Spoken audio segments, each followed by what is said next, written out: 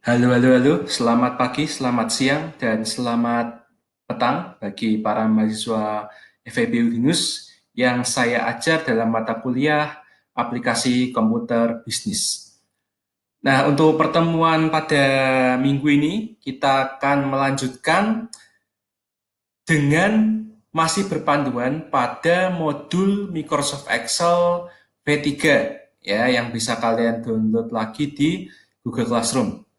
Untuk kali ini ya kita akan melanjutkan pembahasan. Kalau sebelumnya kita sudah membahas tentang fungsi waktu, sekarang kita akan membahas tentang fungsi pencarian dan referensi. Ya, referensi. Nah, untuk saat ini ya kita akan fokus kepada fungsi VLOOKUP dan fungsi HLOOKUP. Ya, oke, jadi video ini hanya akan fokus pada fungsi VLOOKUP dan fungsi HLOOKUP. Nah, untuk penjelasannya mungkin saya akan lebih menggunakan Microsoft Excel ini saja ya. Karena ini sudah lebih gampang ya daripada harus bolak-balik Excel ke PDF-nya ya. Oke, kita akan mulai dengan yang namanya fungsi referensi. Apa itu fungsi referensi? Jadi fungsi referensi ya ini dikembangkan dengan maksud bahwa kalau kita bingung ya bagaimana caranya menggunakan fungsi logika if yang kondisinya banyak ya seperti tugas 2 minggu yang lalu ya atau mungkin tugas minggu lalu ketika masih pakai kondisi if ya kan. Nah, kalian mungkin dapat menggunakan fungsi referensi sebagai solusi penggantinya. Kalau kalian bingung, ya bagaimana sih cara mengetik formula if bila banyak sekali kondisinya, ya. Cuma memang dalam praktiknya, dalam cara menggunakannya itu mungkin ada beberapa hal yang harus kalian pahami, terutama nanti ada latihan atau tugas, ya. Itu saya harapkan bisa membuat kalian paham bagaimana cara menggunakan fungsi referensi. Ya, jadi intinya adalah daripada ya berkutat pada banyak kondisi, kenapa tidak semua kondisi yang ada itu kita rangkum menjadi satu tabel referensi, terus kemudian nilainya bisa kita ambil menggunakan salah satu dari dua fungsi referensi. Jadi fungsi referensi ya itu ada dua, yaitu fungsi VLOOKUP dan fungsi HLOOKUP. Ya, jadi VLOOKUP dan HLOOKUP itu sama-sama terdiri dari dua akar ya, akar kata ya, V dan lookup. Terus ini adalah H dan lookup. Maksudnya V dan H itu apa? V itu vertikal, H itu horizontal. Nah, kata-kata ini sendiri itu nanti akan menjadi panduan bagi kita untuk bisa menentukan kapan kita harus menggunakan VLOOKUP dan HLOOKUP. Sementara kata-kata lookup ya itu berasal dari bahasa Inggris yang kalau di bahasa Indonesia kan ya lookup itu artinya adalah carilah di titik-titik-titik-titik. Ya, jadi mencari pada sebuah referensi itu namanya lookup.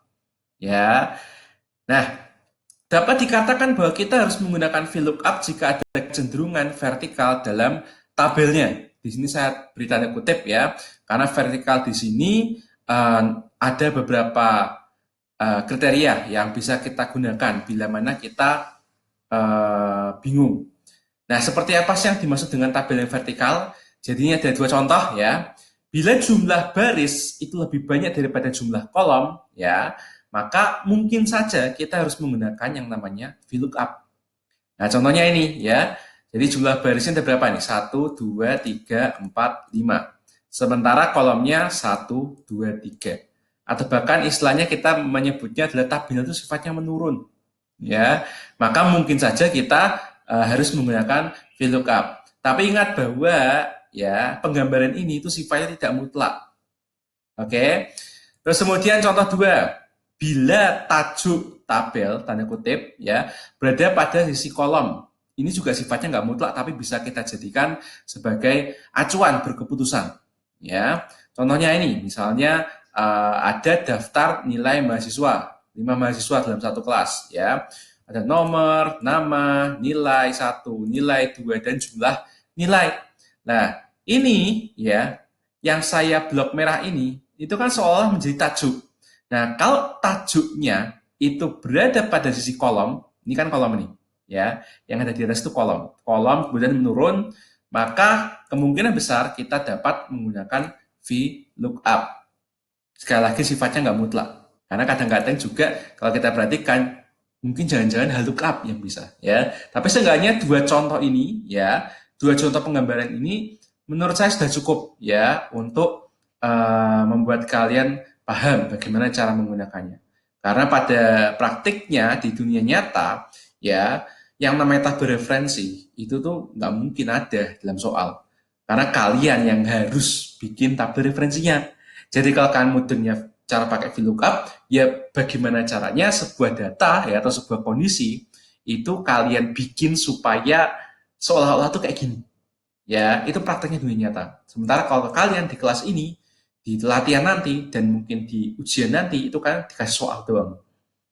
Ya, tapi sebenarnya fungsi referensi ini semuanya harus benar-benar kalian setting sesuai dengan apa yang kalian ketahui. Harusnya begitu. Ya, tapi nggak apa, kita kan masih belajar. Kalian saya kasih soal, kalian mengerjakan, kalian kumpulkan. Gitu saja ya. Oke, coba misalnya dengan contoh ini, gimana sih cara pakainya? Nah, di sini ada rumusnya ya. Jadi VLOOKUP itu pakai equal VLOOKUP kurung buka ya. Yang pertama ya adalah nilai yang ingin dicari di tabel tersebut. Terus kemudian yang kedua adalah tabel referensinya itu di mana. Terus kemudian yang ketiga itu adalah nomor kolom. Nah, nomor kolom di sini ya yang dimaksud nomor kolom di sini adalah nomor kolom tempat jawabannya itu kalian tuh pengen munculkan. Nah, kemudian range lookup ya itu hanya terdiri dari dua kondisi ya atau dua angka yang bisa kalian masukkan yaitu true atau false. Ya, nanti kita pelajari lagi dulu. Nah, coba kita lihat. Misalnya, kita mempunyai 5 mahasiswa dengan nilai-nilai dan jumlah nilainya seperti ini. Misalnya, bagaimana bila kita ingin mendapatkan semua data mahasiswa di nomor urut 3? Nah, ya berarti intinya gini, katakanlah misalnya ya, kalian ingin menginput manual terlebih dahulu ini soalnya ya, bahwa aku ingin tahu semua data ya mahasiswa yang ada di nomor urut ketiga. Ya, ya udah misalnya ya kita ini adalah tabel jawaban ya, tabel jawaban. Misalnya kita ingin tahu, jadi nama mahasiswa di nomor urut ketiga itu siapa? Ya, itu kita pakai merumusnya seperti ini, ya. Equal VLOOKUP kurung buka C26, ya. C26 dari mana? Ya dari sini ya. C terus kemudian 26. Artinya kita itu ingin mencari angka 3. Nah, mencari angka 3 tuh angka 3 yang di mana? Nah, kemudian yang kedua adalah C18 sampai dengan G23. Di C18 sampai dengan G23. Ya, jadi koordinat-koordinat ini harus kalian pahami. Ya, jadi istilahnya kita menyuruh Excel untuk mencari angka 3 di dalam tabel ini. Terus yang ketiga, Excel akan bertanya, ini kan V, vertikal, berarti kan ininya kan kolom. Pada kolom keberapakah user atau kita ya ingin mengetahui hasilnya? Nah, di sini kan nama, ya kan? Nama lah. Nama itu ada di mana? Di kolom berapa? Nah, nomor itu adalah kolom 1. Nama itu adalah kolom kedua. Nilai 1 adalah kolom ketiga, nilai 2 adalah kolom keempat, dan jumlah adalah kolom ke-5. Berarti kalau di sini kita pengen tahunya nama, maka kolomnya adalah 2. Terus kemudian ditulis false. Oke, kita coba ya. VLOOKUP, kurung buka, lookup value-nya berapa? Ini ya. Atau sebenarnya kita boleh kok langsung 3 gitu bisa ya. Tapi kalau misalnya kalian merasa bahwa mending udah dibuat kayak gini aja, ya sudah, nggak apa-apa ya. Lookup value-nya ini. Terus kemudian table array ya atau tabel referensinya. Yang mana? Oh, yang ini. Ya, kalian klik kemudian drag, lepas. Seperti ini. Kemudian titik koma, kolom index number ya. Kolom di mana ya jawaban yang terindeks itu kalian inginnya munculkan ya pada nomor berapa. Jadi ini 1, ini 2. Karena kita di sini mencari nama, maka kita harus menuliskan angka 2. Jadi pada kolom kedua inilah ya yang akan coba dicari tahu urutan nomor siapa. Ya. Terus kemudian titik 2, ya ini. Kalau kalian sudah sampai pada 4 ya, variabel keempat dalam formula ini, itu akan ada 2 saja, yaitu true dan false. Di sini ada tulisan true approximate match, sementara false itu exact match. Ya, nah di sini sebenarnya menimbulkan pertanyaan untuk orang yang bahkan membaca modul, ya mungkin akan tetap bingung. Ya. Yang dimaksud approximate match itu apa, exact match itu apa? Ya, intinya gampangnya begini deh, ya, gampangnya begini. Ya, apakah nomor 3 ini sesuatu yang bersifat pasti atau ini sesuatu yang bersifat tidak pasti? Ya, kalau ini bersifat pasti bahwa nomor 3 itu pasti Endang, ya, nggak mungkin nomor 3 itu Cecep, nggak mungkin nomor 3 itu Ahmad, ya kayak gini ya. Berarti kita menulisnya adalah false karena kita menyuruh Excel, udah ini sudah pas kok, ya, sudah bukan mendekati, ini pasti benar, ya urut-urutannya. Ya sudah, kita nulisnya adalah false. Ya, jadi ini Endang, ya. Terus bagaimana kalau misalnya kita mencari tahu nilai A? Sama ya, ini saya pakai copy paste saja, tapi di sini kolomnya saya ganti, yaitu kolom ke 3. Ya, karena ini nilai A atau nilai 1 ya. Jadi di kolom ketiga. Juga sama ya, saya copy paste lagi. Kalau nilai B atau nilai kedua, berarti ini adalah kolom ke-4. Kemudian kalau jumlah nilai berarti kolom ke-5. Oke, ini ya. Nah, tadi ada sesuatu yang sangat rumit, terutama di bagian true dan false. Ya.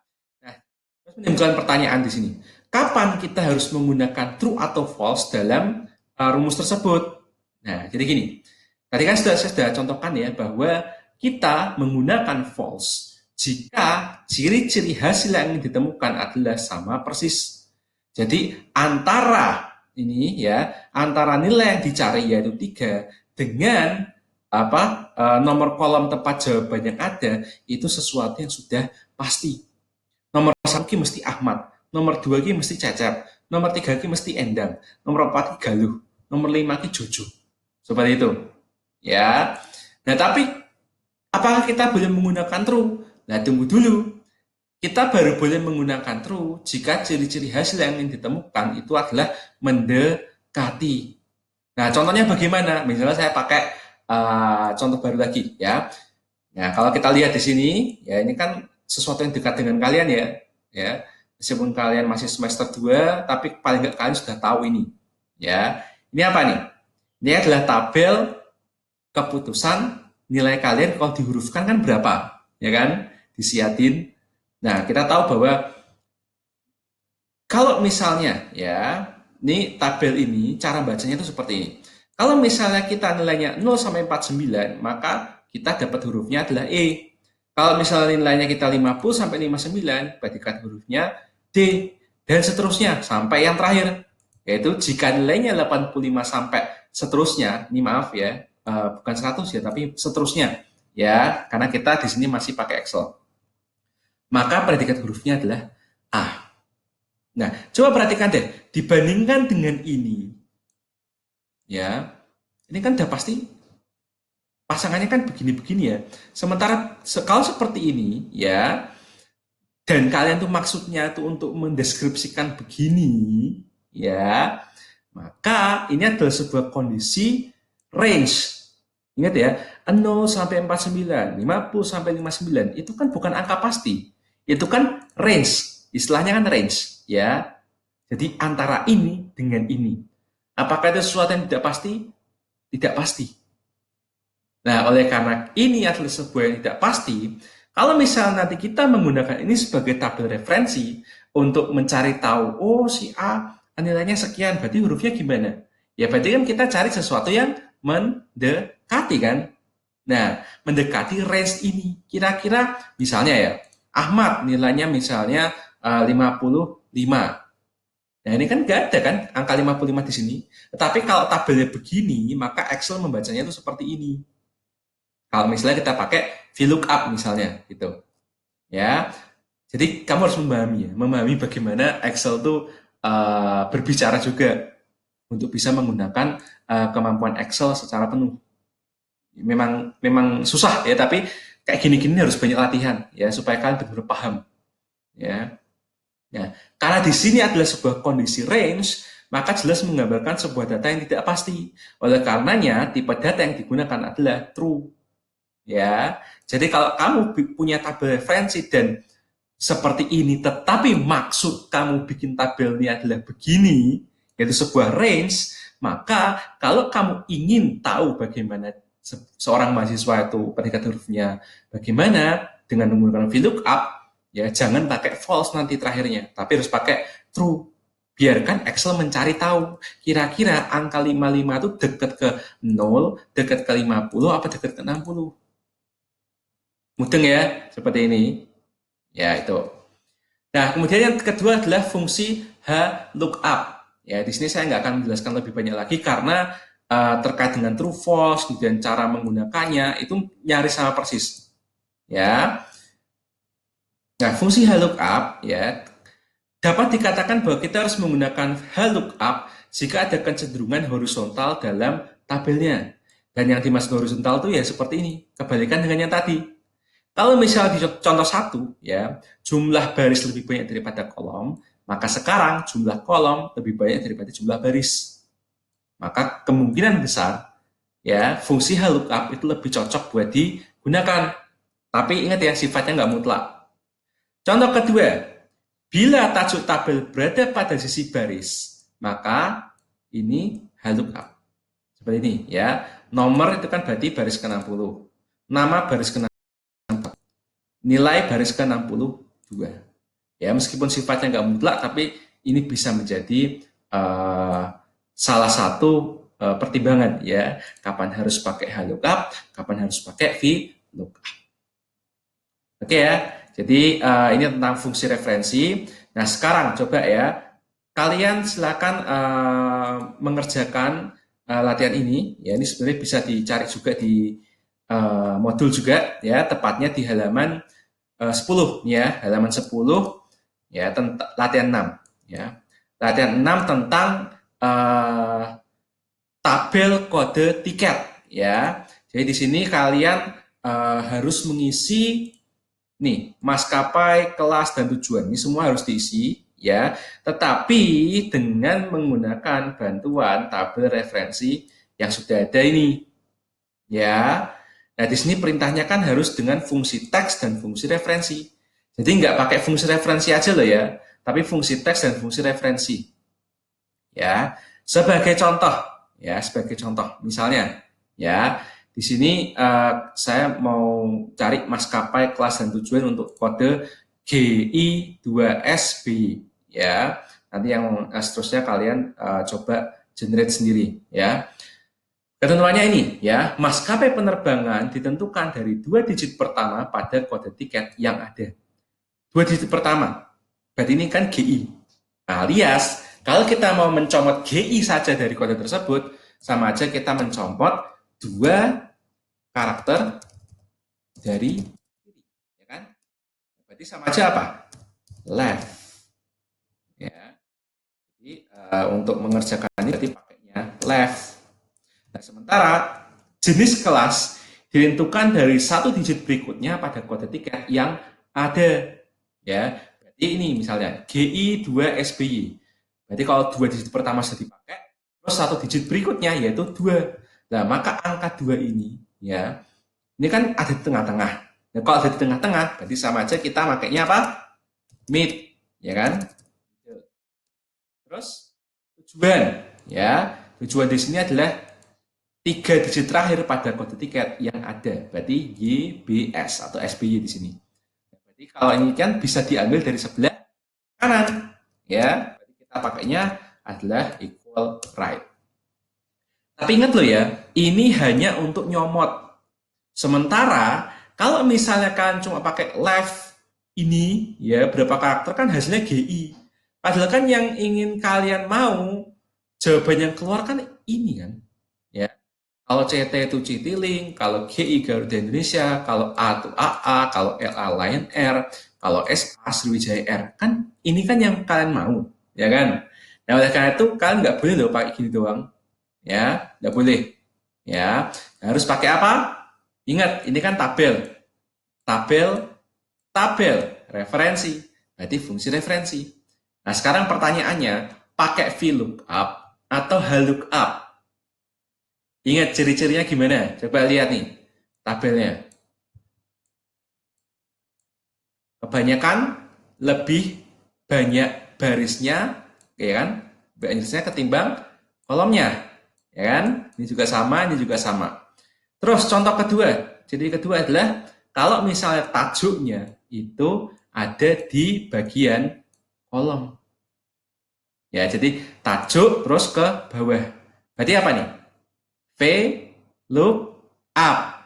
Ya, V look up. Oke, terus ini caranya bagaimana Pak? Lah kan intinya kan di sini kan jawabannya ada di referensi. Maka kalau memang jawaban akhirnya itu ada di referensi, yang harus diutamakan itu adalah fungsi referensi, bukan fungsi teks. Ya, ini saya kasih contoh. Ya,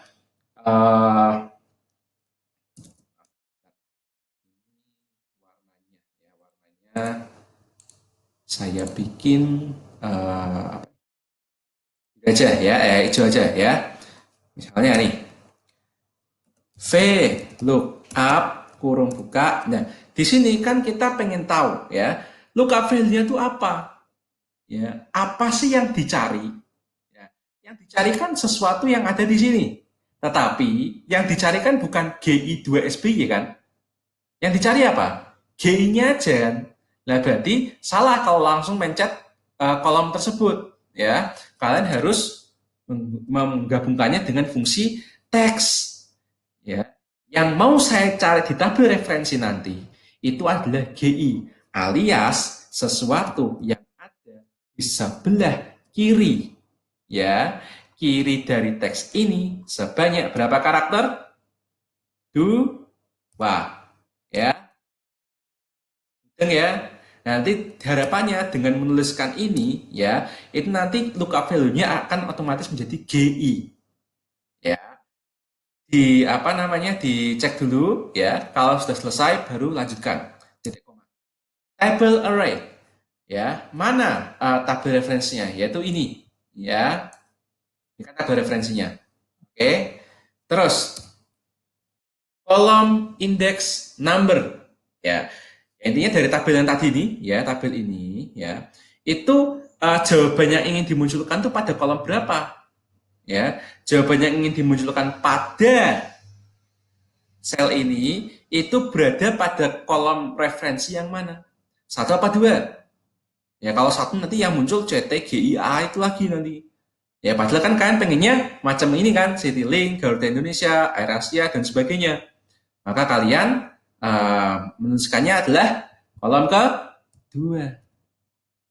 Sekarang pertanyaannya, false atau true? Nah, paling gampang gini, CT itu kan CT Link, pasti. GI itu pasti Garuda Indonesia. Nggak mungkin AirAsia, nggak mungkin lain. Berarti kan exact, ya kan? Kalau misalnya memang harus exact, ya sudah. Tulisnya adalah false. Oke.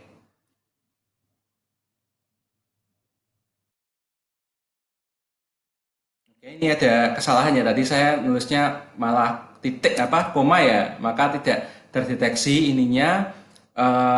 Harusnya ini diganti jadi titik koma. Sekali lagi beda ya masing-masing komputer sama Excel ya. Kalau punya saya komputer saya Excel saya dengan settingan Excelnya juga pakainya titik koma. Nah, dengan ini berarti kita sudah bisa tahu ya bahwa ini adalah tabel referensinya, kemudian kolomnya adalah ini, kemudian range lookup-nya adalah false. Ya. Garuda Indonesia. Ya.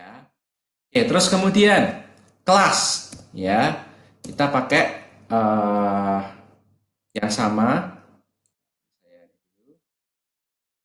Kita pakai yang sama, yaitu VLOOKUP lagi. VLOOKUP, lookup value-nya adalah 2, ya, tetapi ada di tengah-tengah, yaitu mid. Mid apa? Teksnya mana? Yang ini. Dimulai pada nomor keberapa? 1, 2, 3. Dan diambil berapa karakter? 1 saja kan? Ya. Terus table array. Ini ya maaf, kelas tuh ini ya. Tabel array-nya ini ya. Terus kemudian kolom index number pastinya antara VIP, bisnis dan ekonomi. Ya, berarti kolom kedua. Terus range lookup-nya ya yang namanya kalau kode 1 itu pasti VIP ya, nggak mungkin 1 itu bisnis. Berarti ini adalah exact match. Ini adalah false. Oke. Nah, coba kita enter ya. Nah, Pak, kok jadi kayak gini hasilnya? Nah, di sini ya ini ada sebuah info tambahan yang di modulnya sendiri malah tidak dijelaskan ya. Yaitu bahwa karena ini adalah kasus yang menggabungkan fungsi referensi dengan fungsi teks, maka kalian tidak boleh melupakan perbedaan perlakuan antara data numerik dengan non-numerik. Ya, masih ingat ya? Ya, 2 minggu yang lalu atau bahkan awal-awal kita setelah UTS itu, ya, bahwa kita harus tahu bahwa ada 2 jenis data, yaitu data numerik dan non-numerik. Ya, istilahnya non-numerik itu kan string, ya. Paham ya? Numerik itu kan data yang seperti 1, 2, 3, 4, 5 dan seterusnya. Intinya angka, ya. Sedangkan non-numerik atau string ya intinya huruf, simbol dan lain sebagainya, ya. A sampai Z, tanda seru, pagar, centang, tanda tanya dan lain sebagainya. Itu kan simbol, ya. Nah, di sini ya yang harus kalian perhatikan di sini adalah jika data hasil pengambilan dari fungsi teks itu adalah numerik sifatnya, maka kalian harus menambahkan value sebelum fungsi teks tersebut. Menambahkan value itu maksudnya menambahkan kata-kata value. Nah, coba kita lihat di sini. Yang namanya ini ya, yang mid nih teh. Mid C9.3.1. Hasilnya apa? 2. Nah, 2 itu numerik atau non-numerik? Numerik kan? Nah, maka inilah sebenarnya yang menyebabkan hasilnya jadi pagar N garis miring A. Harusnya gimana? Harusnya ditambahi ini value.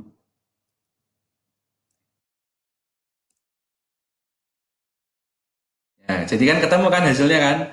Ketika angka 2 yang menjadi hasil dari fungsi teks mid tersebut itu dikategorikan oleh kita sebagai value, sesuatu yang numerik, maka kita mengatakan bahwa angka 2 itu adalah kelas bisnis. Itu ya.